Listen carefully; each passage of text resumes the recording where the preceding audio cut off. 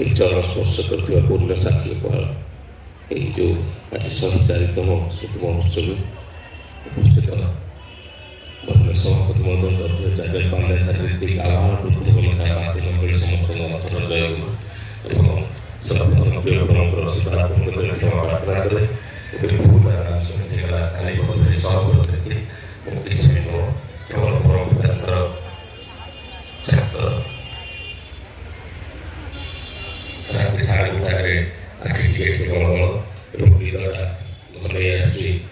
ଏହି ବିଶ୍ୱ ସତ୍ସଙ୍ଗର ବରିଷ୍ଠ ପାତ୍ରଧାରୀ କର୍ମୀ ପ୍ରଫେସର ଡକ୍ଟର ଋଷିକେଶ ସେନାପତିଙ୍କ ସହିତ ସେଦିନ ରାତି 9:30 ପୁରୀ ଶ୍ରୀମନ୍ଦିରର କଥୋପକଥନ ହୁଏ। ଦାଦା ମୋର ମାଉସୀ ଶାଶୁ ଗୋଟେ ଭିନ୍ନ ସମ୍ପ୍ରଦାୟ ବିଶ୍ୱାସ କରନ୍ତି ଏବଂ ହଠାତ୍ କହୁ ଯେତେବେଳେ କହିଦେଉଛନ୍ତି ଇଏ ଦୁନିଆର ବ୍ରହ୍ମାଣ୍ଡର ମାଲିକ ହେଉଛନ୍ତି ଭଗବାନ ଶିବ ଏବଂ ଖୁବ୍ ଖୁସି ଲାଗେ ମୋତେ ଆଜ୍ଞା ହଁ ତାହେଲେ ଟିକେ ମୋତେ ପାର୍ଥକ୍ୟ ଦର୍ଶାଇ ଦେବେ ଏଇ ଦୁଇ ବ୍ରହ୍ମ ବିଶ୍ୱ ବୈଷ୍ଣବଙ୍କ ଭିତରେ ମୋର ତ ଜ୍ଞାନ ନାହିଁ କାରଣ ସିଏ ସବୁ ସେ ଯେଉଁ ମଣିଷ ନିଜର ଆତ୍ମା ହେଉଛି ଜ୍ୟୋତି ଏବଂ ଏ ଜ୍ୟୋତି ଭିତରେ ସେ ପରିପ୍ରକାଶ ହୁଅନ୍ତି ଏବଂ ସେ ସର୍ବତ୍ର ବିଦ୍ୟମାନ ତେଣୁ ସବୁଠୁ ବଡ଼ ବୋଲି କ୍ଷମା ଚାହିଁବି ଗୋଟିଏ କଥା ମୋତେ କାହିଁକି ଆସେ ମନ ଭିତରେ ପ୍ରଭୁ ସେଦିନ ତାଙ୍କର ଲୀଳା କରିବା ପାଇଁ ଯେତେବେଳେ ବ୍ୟତିବ୍ୟସ୍ତ ହେଉଛନ୍ତି ପୁନଶ୍ଚ ଧରାଗମନ କରିବେ ବାପ ପୁଅ ଭିତରେ ଲାଗିଛି କନଫ୍ଲିକ୍ଟ ଅଫ୍ ଇଣ୍ଟରେଷ୍ଟ ପୁଅ କହୁଛି ମୁଁ ନାରାୟଣକୁ ଧରିବି ବାପ କହୁଛି ତୁ ମହେଶ୍ୱରକୁ ଧର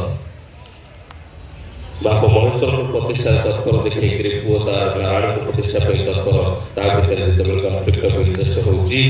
ପରିଶେଷରେ ପୁତ୍ରକୁ ହତ୍ୟା କରିବା ପାଇଁ ସେଦିନ ଯେତେବେଳେ ହିରଣ୍ୟକଶ୍ୟପ ରାକ୍ଷସ ତତ୍ପର ହେଇ ଉଠିଛି ଭଗବାନ ସେତେବେଳେ ଆସିଛନ୍ତି ତାଙ୍କର ପ୍ରିୟ ଭକ୍ତ ପ୍ରହ୍ଲାଦକୁ ରକ୍ଷା କରିଛନ୍ତି ଏବଂ ହିରଣ୍ୟକଶ୍ୟପକୁ ବଧ କରିଛନ୍ତି।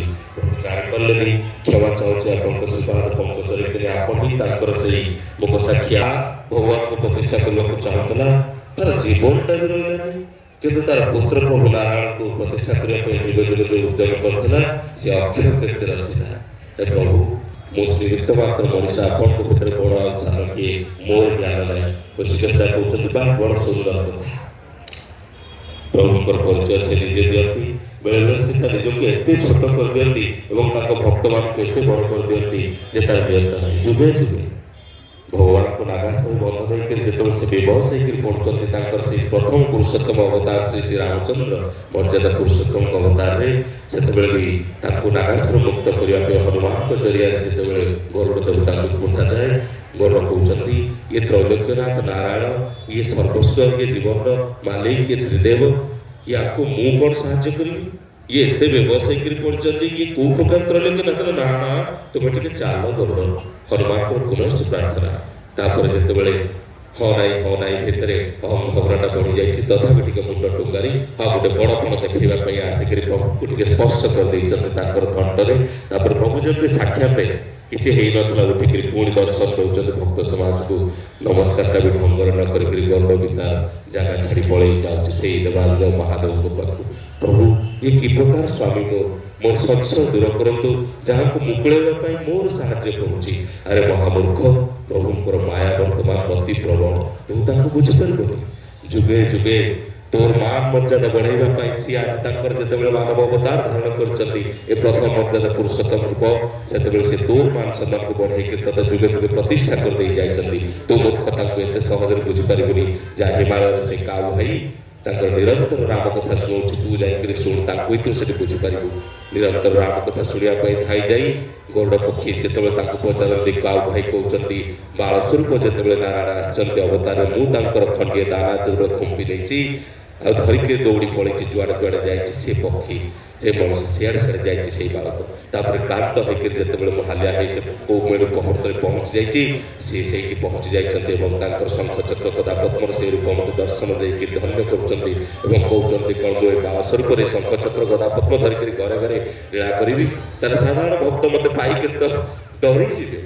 ମୁଁ କେମିତି ମୋର ପରିଚୟ ଦେବି ପ୍ରତି ଷ୍ଟେଜ୍ର ଗୋଟିଏ ଗୋଟିଏ ମୂଲ୍ୟାଙ୍କନ ଅଛି ଠିକ୍ ସେମିତି ପରମ ପିତା ତାଙ୍କର ନିଜର ପରିଚୟ ଦେଇଛନ୍ତି ଆମଷ୍ଟରଡାମରୁ ଫୋନ୍ ଆସୁଛି ୟୁରୋପରୁ ଫୋନ୍ ଆସୁଛି ଲଣ୍ଡନରୁ ଫୋନ୍ ଆସୁଛି ସିଙ୍ଗାପୁରରୁ ଫୋନ୍ ଆସୁଛି ଆମେରିକାରୁ ଫୋନ୍ ଆସୁଛି କିଏ କହୁଛି ଭାଇ ଇଏ ଜୀବନନାଥ କିଏ ଏ ଜଗନ୍ନାଥ କିଏ ଆଙ୍କ ଭିତରେ ବଡ଼ କିଏ ଆଙ୍କ ଭିତରେ ସାନ କିଏ ପ୍ରଭୁ ଯେତେବେଳେ ତାଙ୍କର ଲୀଳା କରିଛନ୍ତି ସେଇ ଓଡ଼ିଶାକୁ ଧନ୍ୟ କରିବା ପାଇଁ ସେଦିନ ସେଇ ଡିସେମ୍ବର 31 ତାରିଖ 1922 ମସିହା ରାତିରେ ସେଇ ସହନଦ ଶୈଳ ସୁଭାଷ ଚନ୍ଦ୍ର ବୋଷଙ୍କର ପିତା ଜାନକୀନାଥ ବୋଷଙ୍କର ପ୍ରେରଣାରେ ଏବଂ ଅଗଣିତ ଭକ୍ତ କିଏ କିଏ ତାଙ୍କର ପ୍ରାର୍ଥନା କରୁଥିଲେ ତାଙ୍କୁ ଆଣିବା ପାଇଁ ଆମେ ଜାଣିନୁ, କିନ୍ତୁ ଏ ମାଟିର ପ୍ରତି ଧୂଳିକଣା ଯେତେବେଳେ ତତ୍ପରତାର ସହିତ ଚାହିଁ ରହିଥିଲେ ପ୍ରଭୁ ଏ ମାଟିରେ ପଦାର୍ପଣ କରିଛନ୍ତି ଜାନୁଆରୀ 2ରେ ଏବଂ ଆଜି ଜାନୁଆରୀ 25 ଆଜି ତାଙ୍କର ନାମ ସଂକୀର୍ତ୍ତନ ହେଉଛି ଏହି ପୁଣ୍ୟଭୂମିରେ। ସେତିକି ବେଳେ ତାଙ୍କର ସେଇ ସେବିକା ମା ଯେତେବେଳେ ଆସିଛନ୍ତି ପ୍ରଭୁଙ୍କୁ ପ୍ରାର୍ଥନା କରୁଛନ୍ତି ପ୍ରଭୁ ଟିକେ ଜଗନ୍ନାଥଙ୍କୁ ଦର୍ଶନ କରିବି ଏବଂ ସେ ଜଗନ୍ନାଥଙ୍କୁ ଦର୍ଶନ କରିବା ପାଇଁ ପ୍ରଭୁ କହିଛନ୍ତି ଯାଅ। ତାପରେ ସାଧାରଣ ଭାବେ ଦର୍ଶନ କରି ଫେରି ଆସିକରି ଯେତେବେଳେ ମୁହଁ ବୁଲେଇ ବୋଧେ ବସିଛନ୍ତି ବିଶେଷ କିଛି ଅନୁଭବ ପାଇନାହାନ୍ତି। ସେଇ ଯେଉଁ ଅବଧିଟା ସେ ପରମ ପିତାଙ୍କୁ ଛାଡ଼ିକିରି ଚାଲି ଯାଇଛନ୍ତି ସେବା କରିପାରି ନାହାନ୍ତି। ସେତିକି ବେଳେ ବୋଧହୁଏ ତାଙ୍କର କିଛି ଅଫସୋସ ଆସିଛି। ପରମ ପିତା ପ୍ରଥମ ଆଉ ଶେଷ ଥର ତାଙ୍କର ପୂର୍ଣ୍ଣ ପରିଚୟ ଦେଇ କହିଛନ୍ତି ଜୀବନନାଥকে ହେଲାଇ ଫେରି ଜଗନ୍ନାଥকে ଦର୍ଶନ କଲେ। ଜୀବନନାଥ ଜଗନ୍ନାଥ ଅହଙ୍କାରତା ଜାଣତେ ନା ପାରଲେ। ଜୀବନନାଥକୁ ଛାଡ଼ି ତୁ ଜଗନ୍ନାଥକୁ ଦର୍ଶନ କଲୁ। ଏ ଜୀବନନାଥ ଯେ ଜଗନ୍ନାଥ ତୁ ଅହଙ୍କାରତା ଜାଣିପାରିଲୁନି। ବର୍ଷିଆନ ଶତାବ୍ଦୀ କର୍ମୀ ସେମାନଙ୍କ ଆଗରେ ଯାଜନ ଯଦିଓ ହାସ୍ୟାସ୍ପଦ କିନ୍ତୁ ଅନ୍ତରରେ କେତେଟା ଭାବ ବ୍ୟକ୍ତ ନ କଲେ ଯେମିତି ଏ ଛାତିଟା ଛଟପଟ ହେଉଛି, ଯେମିତି ଖାଦ୍ୟ ଗୁଡ଼ାକ ହଜମ ହେଉନି ପ୍ରଭୁଙ୍କର ଗୁଡ଼ ନ ଖାଆନ୍ତି। ସେଥିପାଇଁ ଆଉ ଥରେ କ୍ଷମା ଚାହେଁ ହେ ପ୍ରଭୁ ତୁମେ ତୁମର ନିଜ ପରିଚୟ ଦିଅ। ଖୁବ୍ ସୁନ୍ଦର ଭାବରେ ଦୀପକ ଭାଇ ବଲିଉଡର ହିରୋ ଆମଷ୍ଟରଡାମରୁ ମାନେ କୃତାର୍ଥ ଲାଭ କରୁଛନ୍ତି ଏବଂ ଓଡ଼ିଶାର ସେ ବରିଷ୍ଠ ଆମର ଓଏସ୍ ଅଫିସର ପ୍ରଭାତ ଦାଦାଙ୍କ ସହିତ ଆଲୋଚନା କରୁଛନ୍ତି। ଘଣ୍ଟା ଘଣ୍ଟା ଯାଜନ ଚାଲିଛି ପ୍ରଭୁଙ୍କର ପରିଚୟ ପାଇବା ପାଇଁ, ପ୍ରଭୁଙ୍କର ସ୍ପଷ୍ଟ ପାଇବା ପାଇଁ। ଆମେ ତ କେବଳ ନିମିତ୍ତ ମାତ୍ର। ପ୍ରଭୁଙ୍କର ପରିଚୟ ଆମେ କ'ଣ ବି ଦେଇପାରିବୁ, କ'ଣ ବି ଆମର ଜ୍ଞାନ ଅଛି। ଏଇ 100 ବର୍ଷ ତଳୁ 600 ବର୍ଷ ତଳୁ ଯେତେବେଳେ ଏଇ ତାଙ୍କର ସେଇ ପରମ ଭକ୍ତ ସନ୍ତ ଅଚ୍ୟୁତାନନ୍ଦ ମହାପାତ୍ର ତାଙ୍କୁ ପ୍ରତିଷ୍ଠା କରିବା ପାଇଁ ତାଙ୍କର ସେଇ ପ୍ରିୟ ଶ୍ରୀହସ୍ତ ଲିଖିତ ମାଳିକାରେ ବର୍ଣ୍ଣନା କରିଛନ୍ତି। ଲୀଳା ମାନ ହେବ କୀର୍ତ୍ତି ରହିଯିବ ଅନୁକୂଳ ନାମ ଧରି। ଲୀଳା ମାନ ହେବ କୀର୍ତ୍ତି ରହିଯିବ ଅନୁକୂଳ ନାମ ଧରି। ଦେଶ ବିଦେଶରୁ ଭକ୍ତ ଆସିବେ ସତ୍ସଙ୍ଗ ଆଶ୍ରା କରି। ଭକ୍ତେ ଓ ସତ୍ସଙ୍ଗ ଆଶ୍ରା କରି। ତାପରେ କ'ଣ ହବ? ତାପରେ ଅଚ୍ୟୁତ ଲେଖୁଛନ୍ତି ସତନାମ କୋଟି ଉଚ୍ଚାରି ବୋଲିବେ ଭକ୍ତଙ୍କ ହେବ ମେଳା। ଶୂନ୍ୟ ମାର୍ଗେ ରହି ଅଚ୍ୟୁତ ଦେଖିବେ ଯୁଗ ପୁରୁଷଙ୍କ ଲୀଳା। ଭକ୍ତଦେବ ଯୁଗ ପୁରୁଷଙ୍କ ଲୀଳା। ବାସ୍ତବିକ ପ୍ରଭୁ କହୁଛନ୍ତି ସେତେବେଳରୁ ତାଙ୍କର ପରିଚୟ ଦେଇଛନ୍ତି 600 ବର୍ଷ ତଳୁ ଏ ଦେଶ ଆଉ ବିଦେଶରୁ। ଆଜି ଦେଶ ବିଦେଶ କ'ଣ ଶହ ଶହ ଦେଶରୁ ମୋ ପାଖକୁ ଲିଙ୍କ ଆସୁଛି। ମୁଁ ନିଜେ ତାର ଭୁକ୍ତଭୋଗୀ। এই আইভিউ ইন্টারন্যাশনাল গ্রুপে যেতবে আসছে প্রতি 10-10 মিনিটে বিশ্বর কোণ অনুকূলের প্রতিটি জিওগ্রাফির পুরুষোত্তমଙ୍କର সেই প্রতিষ্ঠা হচ্ছে। কালীপদ ভাই আজ কুয়েতরু, আজ হংকংরু, আজ সিঙ্গাপুরু, আজ দুবাইরু, আজ আমেরিকার 50টা স্টেটর কেউ কেউ প্রিফেকচররু, আজ জাপানর হিରୋସୀମା ଠାରୁ ଟୋକିଓ ଠାରୁ ଓସାକା ଯାକେ ସବୁଆଡ଼େ ପ୍ରଭୁଙ୍କର ନାମ ସଂକୀର୍ତ୍ତନ। ଆଉ ଅଷ୍ଟ୍ରେଲିଆ ସିଙ୍ଗାପୁର ଏସବୁ ଭିତରେ ରହିସାରିଲାଣି। ସେଦିନ ସେଇ 100 ବର୍ଷ ତଳେ ଯେତେବେଳେ କଲିକତାରେ ଭଗବାନ କହୁଛନ୍ତି ତାଙ୍କର ମୁଖରେ ଏ ବିଶ୍ୱରେ ଅଛି ଯେତେ ନଗରାତି ଗ୍ରାମ ଘରେ ଘରେ ପ୍ରତିଷ୍ଠିତ ହେବ ସତରାମ ପ୍ରଭୁଙ୍କୁ ଭକ୍ତମାନେ ପଚାରୁଛନ୍ତି ପ୍ରଭୁ ଆପଣ ଏଇ ସାଧାରଣ ମଣିଷ ହିସାବରେ ଏଇଠି ବସିଛନ୍ତି ଏବଂ କହୁଛନ୍ତି ବିଶ୍ୱର କୋଣ ଅନୁକୋଣରେ ସତ୍ସଙ୍ଗର କେମିତି ପ୍ରଚାର ପ୍ରସାର ହେଇପାରିବ, ପ୍ରତ୍ୟେକଟି ଘରେ କେମିତି ଆପଣଙ୍କର ସତନାମ ପହଞ୍ଚିବ। ଆମର ପରମ ପିତା ବଞ୍ଚୁ ଏଇଟା ତ ହବେ ହିଁ ହବେ। ଆଜି ସେଇ ସାକାର ହେଇଛି ବିଶ୍ୱର କୋଣ ଅନୁକୋଣରେ। ଅନ୍ତତଃ ମୁଁ ସେଇ ସୌଭାଗ୍ୟବାନ ମଣିଷ ଯାହାକି ଦେଖିପାରୁଛି ସହର ଦେଶରେ ତାଙ୍କ ପ୍ରତିଷ୍ଠା ହେଇସାରିଲାଣି ଏବଂ ତା କେମିତି ହେଇଛି ପ୍ରଭୁ କହୁଛନ୍ତି ତମମାନଙ୍କୁ ମୁଁ ଭେଟି ଦେଇଛି ଯେଉଁ ମଣିଷ କାରଖାନା ସେ লক্ষ লক্ষ কর্মী আবার বুদ্ধ বলিতা এই বর্ষা নীতি দেবতার যার নিরবচ্ছিন্ন প্রয়াসের বিশ্বর গ্রহণ করে প্রভুর প্রতিষ্ঠা হইপারছি। এইটা তো হবার ছিল। বাস্তবিক প্রভু তুমি তোমার নিজের পরিচয় দিচ্ছ, তুমি প্রতিষ্ঠা করা পাই যে টিকি আগে আসছি তার আত্মপ্রতিষ্ঠা বিশ্বর গ্রহণ করে হয়ে যাইছি। সেজন্য সেই তোমার সেই বাহন গরুড়ের সেই মানভঙ্গ কইছ ভক্ত জানছে মানভঙ্গ, কিন্তু ମୁଁ ଜାଣିଛି ଆଜି ଗରୁଡ଼ ପକ୍ଷରେ ପ୍ରତିଷ୍ଠା ହୋଇଥିଲା। ମୁଁ ତାକୁ ଜାଣିପାରିନଥାନ୍ତି ଯଦି ପ୍ରଭୁ ସେଥିରେ ନିଜକୁ ଛୋଟ କରିକି ତାକୁ ଏତେ ବଡ଼ ପାଇବା ଦେଇନଥାନ୍ତେ। ଯୁଗେ ଯୁଗେ ଭକ୍ତକୁ ବଡ଼ କରି ସେ ନିଜକୁ ଛୋଟ କରିଛନ୍ତି। ଆଜି ଦାଦା କହୁଥିଲେ ସେ ନିଜେ ଇଚ୍ଛା କରିକି ଏ ଜାଗାକୁ ଆସିଛନ୍ତି। ଆଜି ଯେତେବେଳେ ହଜାର ହଜାର ଭକ୍ତମାନେ ଏଠି ରୁଣ୍ଡ ହୋଇଛନ୍ତି ତାଙ୍କର ସେ ନାମ ସଂକୀର୍ତ୍ତନ କରିବା ପାଇଁ ସେମାନେ ବୁଝିବା ଜାଣିବା ଦରକାର ଏ ବିଶ୍ୱ ବ୍ରହ୍ମାଣ୍ଡରେ ଏତେ ଜାଗା ଅଛି। ପରମ ପିତା ଇଚ୍ଛା କରି କୋଉଠିକି ଯାଇନାହାନ୍ତି, କିନ୍ତୁ ତାଙ୍କର ସ୍ୱ ଇଚ୍ଛା ମଧ୍ୟରେ ସେଇ 45 ଦିନ ମେଳା সেই ডিসেম্বর 31 1922 রাত্রি ঠাରୁ ফেব্রুয়ারি 14 ସେ ଡିପାର୍ଚର ସେ ଯୋଉ ପ୍ରସ୍ଥାନ ଦିବସ ତାର ଭିତରେ ଏଇ ମାଟି ତାର ସ୍ପର୍ଶ ପାଇଛି ସେଇ ମାଟିରେ ସେ ତାଙ୍କ ନିଜ ପରିଚୟ ସୃଷ୍ଟି କରିକି ଏଇ କୋଟି କୋଟି ଭକ୍ତ ଜନତାଙ୍କ ଆଶୀର୍ବାଦ ଦେଇକି ତାଙ୍କୁ ଆପ୍ରାଣରେ ବସାଇ ରଖିବା ପାଇଁ ଯୋଉ ଚିର ଖୋରାକ ସେ ବନେଇଛନ୍ତି ସେଇ ଭକ୍ତମାନେ ପୁରସ୍ତ ବ୍ରହ୍ମଜଗତ ହେ ପ୍ରଭୁ ଆସିଲ ତୁମେ ରାମ ଅବତାରରେ ଛାଡ଼ି ଚାଲିଗଲ କାନ୍ଦି କାନ୍ଦି ଆଖି ଲୁହ ଶୁଖିଲା ଏବଂ କୃଷ୍ଣ ଅବତାରରେ ପୁଣି ଛାଡ଼ି ଚାଲିଗଲ ବୁଦ୍ଧ ଅବତାରରେ ଚାଲିଗଲ ଯଶସ୍କାଶ ଅବତାରରେ ଚାଲିଗଲ ଏବଂ ପ୍ରଭେଦ ମହମ୍ମଦ ହେକିରି ଆମକୁ ନିର୍ଦ୍ଦେଶନ ଦେଇ ପୁଣି ଚାଲିଗଲ ପ୍ରଜ୍ଞାନ ଭାଇ ଚୈତନ୍ୟ ମହାପ୍ରଭୁ ରାମକୃଷ୍ଣ ଠାକୁର ମୁଁ ତ ରାସ୍ତା ଛାଡ଼ି ଚାଲି ଯାଉଛ ଆରେ ପ୍ରଭୁ ଏଥର ବି ସେଇ କଣ ଆଖିର ଲୁହ ଆଖିରେ ଶୁଖିବ ଆଉ ତୁମକୁ କାନ୍ଦିବାକୁ ଦେବି ନାହିଁ ମୁଁ ଚାଲି ଯାଉଛି ଆଚାର୍ଯ୍ୟ ପରମ୍ପରା ଦେଇ ଯାଉଛି ଆଚାର୍ଯ୍ୟ ଭିତରେ ମୁଁ ସଦା ଜୀବନ୍ତ ଯୋଉମାନେ ତାଙ୍କୁ ଅନୁଭବ କରିଦେବେ ବର୍ଷା ନୀତି ଦେବତା ଠାରୁ ଆଉ ମହାବୁଦ୍ଧ ଦେବତା କୁନି କୁନି ପିଲା ଯେ ତାଙ୍କ ଅନ୍ତରରେ ଟିକେ ପ୍ରାର୍ଥନା କରିଦେବ ସେ ତାଙ୍କ ପରମ ପରମତି ପାଇଦେବ ସେଦିନ ଏଇ ମୂର୍ଖ ହତଭାଗା ଆଉ ମହାଭାଗ୍ୟବାନ ତାଙ୍କର ପରମ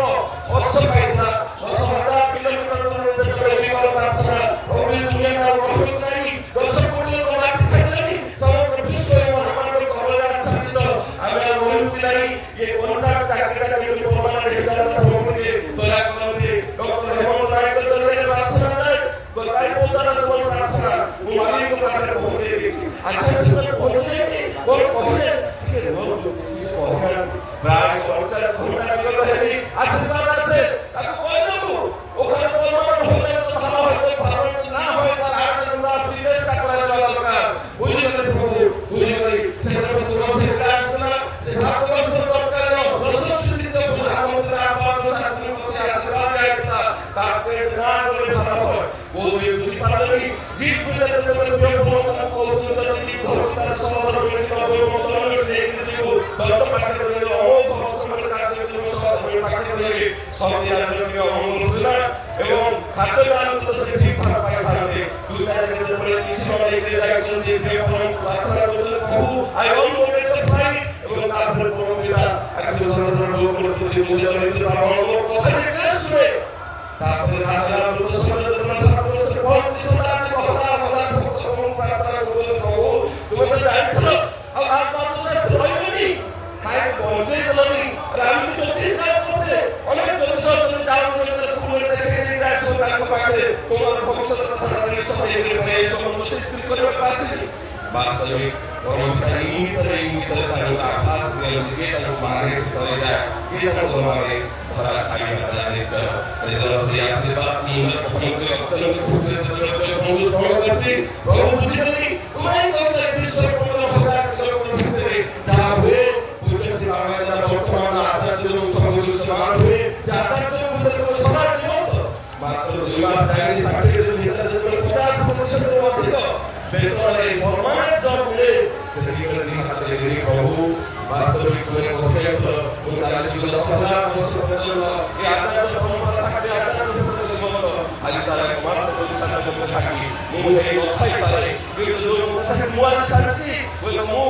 হজার হজার জন্ম পর্যন্ত বহু আগন্তুক পিঢ়িটাকে মনে রাখবে তারপরে ভাই আসছে পূর্ণভূত প্রিয় কর্ম সে মনুষ্যদের কারখানা সেই ভারত দেবঘরକୁ যেତେବେଳେ প্রিয় কর্ম সে আশিস পাইବାକୁ এই নির্দেশিত ହେଇ ଭାଇ আসছি সেତେବେଳେ হঠাৎ সুবিয়া মহামন্দির কাছে নাটপন্ন করো আরে রিটার্নটা কেবে মনে মনে সেই তো দরকার উচিত আসছে জাপানରୁ ମାସ ପାଖାପାଖି ହେଇଗଲାଣି ହ୍ୟୁମାନ ରିସୋର୍ସ ତରଫରୁ ଆକ୍ସନ ନେଇଯିବ କି ଚାକିରିଟା ଚାଲିଯିବ କି ପ୍ରଣାମ କରୁଛୁ ପ୍ରଭୁ ଯିବାକୁ ଇଚ୍ଛା ହଉନି ଆଉ ଅଧଘଣ୍ଟା ବସିଯାଇଛି ପ୍ରଭୁଙ୍କ ପାଖରେ ପ୍ରଭୁ କହୁଛନ୍ତି ଭଲ ତ ଏଇ ମେଳଟା ଲେଖିବୁ ପୁଣି ତାପରେ ଆଉ ଅଧଘଣ୍ଟା ଯାଇଛି ବର୍ଷା ମୃତ୍ୟୁ ଦେବତା ମଧ୍ୟରେ ଅନେକ କିଛି ସେଠି ଉପସ୍ଥିତ ଥିଲେ ହେ ତୁରନ୍ତ ଟିକେଟ କରିଛି ଯେତେ ଜଲ୍ଦି ତାର 10 କିଲୋମିଟର ଆଗକୁ ପଳେଇ ଯା ମୁଁ ତ ବସିଛି 10,000 କିଲୋମିଟର ଯାହା ହଉଛି ମୁଁ ପ୍ରଭୁ ଦେଖିପାରୁଛନ୍ତି ମୁଁ ତ ଏଠି ବସି କାର୍ଯ୍ୟ ଦେବରେ ସେଠି କଣ ହଉଛି ତାର କଣ କହୁଛି ମ୍ୟାନେଜର ଆକ୍ସନ ନେଉଛନ୍ତି କୁଟକ ଗୋଷ୍ଠୀର ଆକ୍ସନ ନେଉଛନ୍ତି ପ୍ରଭୁ ଦେଖିପାରୁଛନ୍ତି ବାସ୍ତବିକ କାଲି ରାତିରେ ଯେତେବେଳେ ବେଳୁଠି ଦେଖିବା ମନେ ଅଛି ଏଠି ତ ସେଠି 10,000 କିଲୋମିଟର ଆଉ ସେଠି 10,000 କିଲୋମିଟର 10,000 କିଲୋମିଟର ଯାହା କଷ୍ଟ ଦେଖିପାରୁଛନ୍ତି বাস্তবিক ভাবে আমি বলতে আচার্য পরম্পরা থাকবে আজ এই পূর্ণ পাত্র মধ্যে ওর বাড়ি পুরাণ বাপুর করবো ভ্রমণ করেছে ভাগ করে ভক্তমানে আও কান্দিবাকু তাদের অসুবিধার কল্যাণ করবনি বরং পিতাଙ୍କ এই 1969 ଠାରୁ 2026 ମାତ୍ର ସେଇ 57 ବର୍ଷର ପାତ୍ର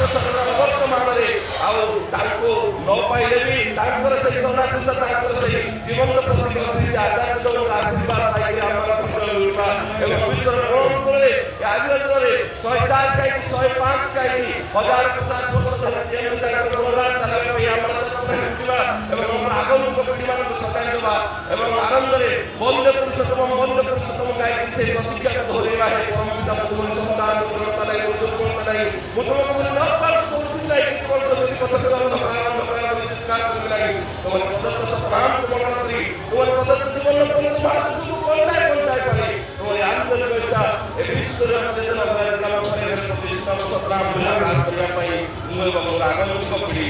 barang dari apa yang mereka itu orang itu